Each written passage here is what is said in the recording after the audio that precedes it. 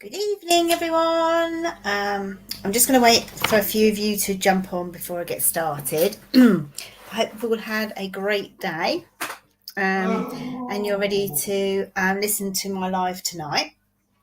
I hope I'm going to be able to cover. So what I'm going to cover tonight is really about managing the mentor relationship. And although it is at the moment for apprentices, I do use it quite a lot for new employees as well, especially in the first 3 months when you very fast get going with people. So it's really important that when you take on any new person into your salon or into the workplace, that you mentor them correctly from the beginning to get the best relationship. But I think one of the problems with that is we very often don't know how to mentor people ourselves. So these are some of the things that I've followed and have kept in place. And we've also got a little workbook that goes alongside our apprentices. So if any salons want to get hold of that, let me know and I'll send it to them. So the first thing, once you've got your apprentice and you have decided who's going to mentor them, and it doesn't necessarily have to be you. If you're a salon owner and you're too busy to do that, then it's a really good exercise to find somebody within your salon that you think would learn from this, especially for somebody that you think would want to be more in a team leading role in the future. It's quite a good way to for them to sort of get a feel for what that would look like going forward. And if you give them these steps, it would really help them as they go along in the mentoring process. So the first things that I always say to anybody is you need to set the ground rules between yourself and the apprentice that you're mentoring or the new employee. So make sure, and then what the outcomes are going to be. So that could be, you could set an agenda for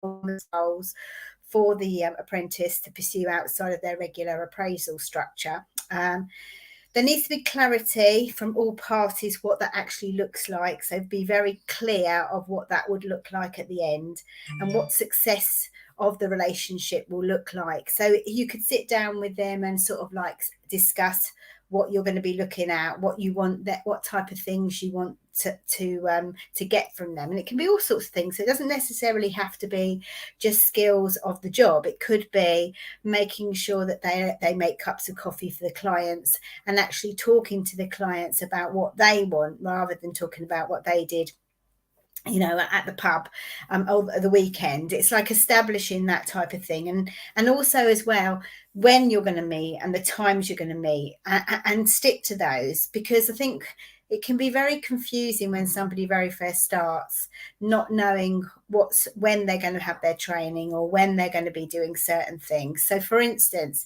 if you've got a hair apprentice and there's a certain blow dry that's going to come in on this day, then setting that time aside and say, look, we've got Mrs. Jones and she's coming in to have a blow dry and we're going to be looking at this, this and this when she comes in, and then getting her to work alongside you. And you can do that like a bit of a dual consultation, which really helps apprentices. So for instance, having that discussion with the apprentice. So when you're doing that blow dry and you're asking those consultation, okay, I'll get my teeth put in back in a minute, okay, things with them, the type of things you're asking them and why, and then question them as you're doing it, because then that's a really good learning exercise. And sometimes for an apprentice, they need that so that they can actually have time to think about it. So I'll give you an example for that. So maybe when they come in, you could say, right, we're going to be looking at these products for this client today. Why do you think that is? And getting them to talk about it. So that's really, really, really important. And then set regular mentoring times. So make sure you're reliable. Make sure that they turn up for those sessions. Okay, if possible, conduct mentoring meetings as well, away from the workplace. Sometimes, maybe, I don't know, take them for a coffee so you can discuss things, and especially if it's going to be a negative, something that, or criticism, not so much criticism, but something that they haven't done well. And again, I don't know if you've all ever heard of the sandwich, where you tell them something good, then something bad, and then something good afterwards, to make them feel so it's not a negative experience. Okay. One of the other things that's really important is to lead by example. So if you've got someone who is going to be a mentor in them, they need to be somebody that can stay professional, and is somebody that is always consistent. Okay. Make it as informal as you can, so that people tend to relax. When it's formal, they very often, they don't give you their best. So if you can do something where they feel that they can come to that mentor and be honest with them about things, and especially when they're training, because sometimes there'll be certain things that they'll become, as an apprentice, you become frustrated as, I think you know yourselves, and a lot of the stuff that we learn in the salon is really just repetitive. It's just doing it over and over again. And I always remember one of the salon owners I was chatting to, she said it's a little bit like doing 100 haircuts. You've got to do 100 haircuts until you get it right. And I think being able to, if you're a good mentor, it'll be being able to have empathy with that, remembering back to when you were training and how frustrating it was, and using certain words. So I always use, when your mentee or apprentice is getting frustrated, I always say to them, I know exactly how you feel.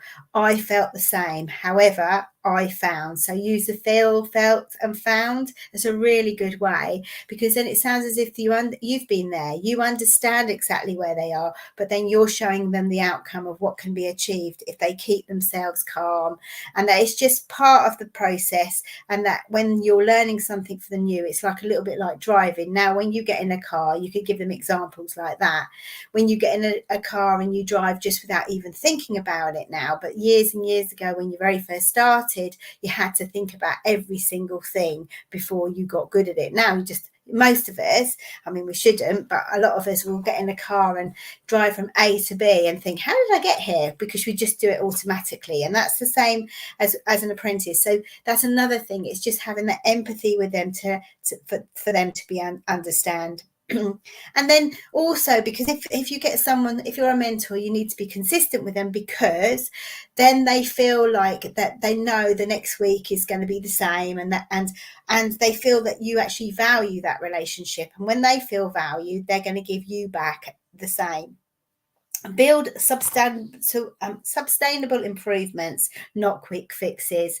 I think sometimes we forget, especially when it's a new person, when they're young apprentices, more than when they're older, is that they're not going to get it right the first time, and they're probably going to make mistakes, and some of them will make the same mistakes over and over again. Okay, so after, when you've seen them do something, say for instance they didn't meet that client as they came through the door, normally that's just because they're really, really shy. It's not very rare that they're just, I mean, I often hear some salon owners say, oh, they don't use their initiative, they don't do this, they don't do that. Sometimes it's just a confidence thing. They're not 100% sure of what to say or what to do. So you could lead by example and take them with you when they're doing things. So show them first. I always used to do, I'll do one, you do one, I do one, you do one. And that's how I always used to train people, because I found it really worked. And then get to a point where, you know, you're watching, but in the background, so they don't feel you're looking at it, and then just give feedback of what they did really, really well and what things they could improve on. Okay. Mentoring is a great way to progress a person's professional and personal development. It's a great way if you're in the salon and you want to help somebody else to improve on their skills, because it's a great way for, like I said earlier, if you've got somebody in the salon that you think may make a really good team leader long term, this could be the start of that. And if you can encourage people within the salon to do that, that's a really good way. Set regular mentor meetings, be honest and open, and do not look for quick fixes.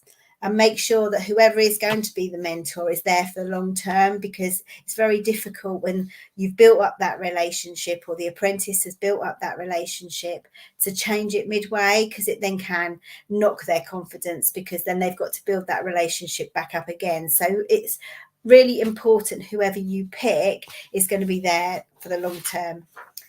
Good practice and skills of mentors. So to be a good mentor, you need to have experience relative to what they're learning, obviously. This needs to be technical experience, and I really think management or life experience. I know that sometimes when apprentices first go in, it's great to buddy them up with a previous apprentice, and that's always very good to help. But you do need to have somebody that's got a lot more experience to take them through more of the more technical stuff, and the long-term stuff. So it's basically, mentoring is about transferring information, competence, and experience to the apprentice, so they can use this to build their confidence. As a mentor, you are there to encourage, nurture, and provide support, because you've already travelled the same road. In terms of the process of the mentor, or the person that will be looking after the apprentice, they must be in charge of timekeeping, keeping the apprentice on track and focus, holding the apprentice accountable for setting goals and strategies to achieve their outcomes. The mentor role is to reflect back, provide pathways and structure to enable clarity of thinking and generation of positive ideas for growth and development. Therefore, to be an effective mentor, you need to want to help others. So it's somebody that is willing to spend their time helping someone else to understand aspects of their work life, and the skills required for tasks, and be available to generally provide information, guidance, and set as a sounding board.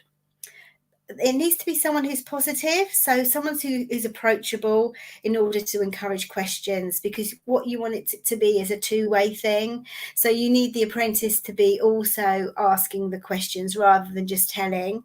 It's really important when you're training somebody that they take ownership of their training. So it's setting them things to go out and find out about, not giving them all the answers, maybe asking them to find something about. I think I mentioned on a previous lives, when they very first come into the salon, one of my salon owners used to get them to ask and find out if they had an animal at home or a dog, just to cut the ice and to get them talking to clients so that they felt more comfortable. Remember to understand what motivates development and personal growth. So through making sure the mentee, or the person that's actually going to be looking after them, that you're always developing as a person, and you'll become a role model for others on their journey or their career development, because then they'll see that although you're fully qualified, you're always doing extra continual professional development, and that encourages them to have a passion for it as well. To help others to develop, you need to value your own development and promote through role modeling the idea of lifelong learning. It's really important, that, because it's a little bit like an apple. If you leave it open and nothing happens with it, it literally goes brown, and that's exactly what happens if you're not developing yourself. So if they can see you going on additional training courses, if they can see you always developing and learning something new, that gives them a passion for learning as well. Have confidence, so with the ability to offer feedback and challenge your apprentice in a way that's non-threatening and helps them to look at situations from different perspectives. Ask the right questions. So it's useful as a mentor to ask questions that enables the apprentice to do the thinking. One way to achieve this is to think of what you want to tell the apprentice, to find a question that will help the apprentice come to the same conclusion. Open questions are critical. So open questions are questions where it is, why do you think that? How do you think that did? Rather than yes and that. So they can't just answer yes and no. So they have to actually think about it. And that actually develops them as people as well, because if they have to think of why they did something and how they got there, then that gets embedded within their learning, and they're much more likely to be able to do it and duplicate it at a later date. Also challenge their responses that they offer. Ask why they offered that answer. Are they their own perspectives? is it important to ask rather than make your own assumptions with a situation or area or development? They may be achieved by summarizing your understanding and asking if your summary is correct. Okay, observe progress. You'll need to be able to objectively observe skills and abilities being implemented and provide feedback on these, motivating and encouraging them, and ensuring that through your support, the apprentice is motivated towards their learning and feels supported at all times, even when things are not going as well as planned as they may hope. Like I said earlier on, there will be times when they are training that they will get frustrated with themselves. We've all been there where we've done one particular thing. I always remember when I was learning how to do nails originally, and I was sitting there with the nail file and I was filing it one way, and my trainer said to me, "Why are you doing that?" And I went, "I have no idea." But unless he'd asked me the question, I'd have just carried on doing it that way. So that's the type of thing you need to be able to recognize why they're doing something and that they understand why they're doing it. You need to be a listener as well. So that isn't just a case of listening to their words, but it's being able to observe their body language as well. We're very good at that in our sector because we do it all the time with our clients when we come in. We can recognize when they're nervous. We can recognize when they're not too sure if what you've just said to them is what they really want, and we can actively ask them questions, and that's exactly the same. So make sure that your tone of voice changes to the situation, making sure that you mirror the apprentices tone and what they're saying to you, just so that they're not worried about things, or it doesn't make them feel worried. Showing that you're listening to them is such an invaluable skill. It means that you feel that you care about what they have to say, and that is really motivating on its own. And it also shows that you're willing to help them to get to where they want to go. And it also shows that you value them as a person, and don't interrupt them. I often find sometimes when they talk, people talk over them, and it's important to remember when you're listening, you just need to be quiet and give them time so when you've asked them a question, give them time to answer. I think sometimes people don't like silence, and what they'll do is they'll jump in, and you're not giving that young person or the apprentice time to actually think in their head and come up with the answer. You're thinking about what you're going to say next rather than actually actively listen to them. And I know that's not easy. I always found it difficult. Somebody that is a talkative person like myself, I always want to try and help people out, and I'm always jumping in on and talking rather than actually listening to what people are saying. And that has sometimes not served a good purpose for me, where I've missed things, what they've said, or I haven't really understood what they've said because I've been thinking about what to say next to them. Remember, it takes practice. Be good to yourself. Make sure that you don't beat yourself up when you do this, because you will do it. And if you do it, it's fine. You just learn from it. Providing feedback. So feedback's critical to ensure that the apprentice understands the progress they're making and areas for further development. It should be delivered objectively and supported by a specific task-based evidence to make it tangible. So again, it's a little bit like when you're giving feedback, it's got to be very specific about what they did right or they did wrong. It's not like you did that all wrong or where. So a better way of giving them feedback is when you were doing that haircut, you could have taken this amount off, or you could have used your scissors in this way. If you're doing nails, it could be when you're holding the bottle, you'll find it easier if you hold it this way rather than that way, rather than saying, oh, you did that all wrong. It has to be very specific to what they did well and what they didn't. So very, very aimed at the task rather than them, because otherwise if you do that, that will knock their confidence, and then they may pull back and not try again. Okay.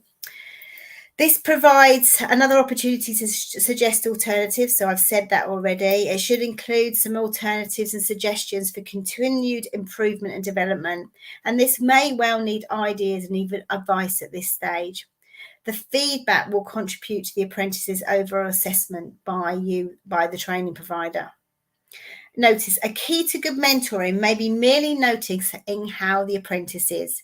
Sometimes they may be more about what is not said than what is said. Are there any changes in their motivation, commitment, attendance, and so forth that they need more support and discussion? And it's really understanding them as a person. So in their private life or when they're at home, noticing things that if they've had a bad day the day before or they come in a bit down, being able to recognize that and to support them through that. And as young people, we often find when they're growing up, they have so many different challenges, and now with social media, with trying to be this perfect person, sometimes they can feel, I mean, as adults ourselves, sometimes we feel like that. So when you're a young person, they might have had a fallout with their boyfriend or a fallout with their mum, and maybe not in a good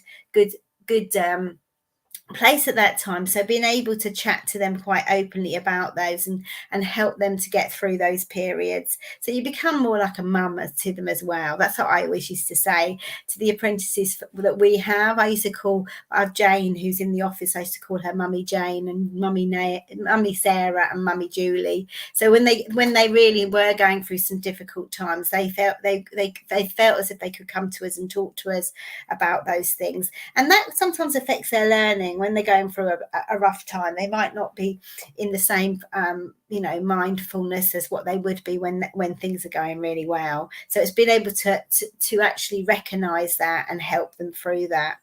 There may be subtle indicators that the apprentice has an issue with work or at home. You'll see that and then help them to overcome that.